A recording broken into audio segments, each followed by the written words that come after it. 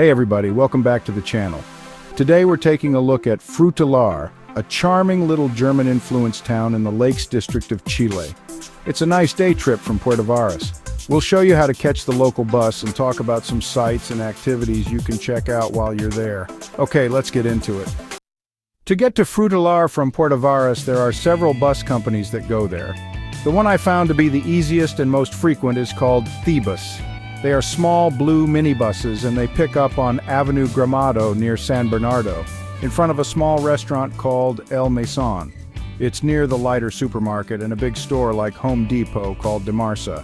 Sorry to go on, but I want to make sure you're comfortable with where to catch the bus. In the front window of the minibus will be destination signs. Make sure it says Frutillar Bajo. When you get on, tell the driver Frutillar Bajo and pay for your ticket in cash. The price is very reasonable. 1,800 Chilean pesos in 2025, which is less than $2. What a deal. The journey takes around 30 minutes, maybe longer depending on traffic and stops. Frutillar Bajo is often the last stop where the buses turn around, but pay attention just in case it's not. Don't fall asleep, and just a reminder, you'll arrive at Frutillar Alto first. Don't get off here. This is the residential area, not where the main tourist sites are. Stay on the bus until you hit Frutillar Bajo. Now, one last piece of information about the bus. The place where you get dropped off is not the place they pick up for the ride back to Puerto Varas. We'll talk about that in a minute.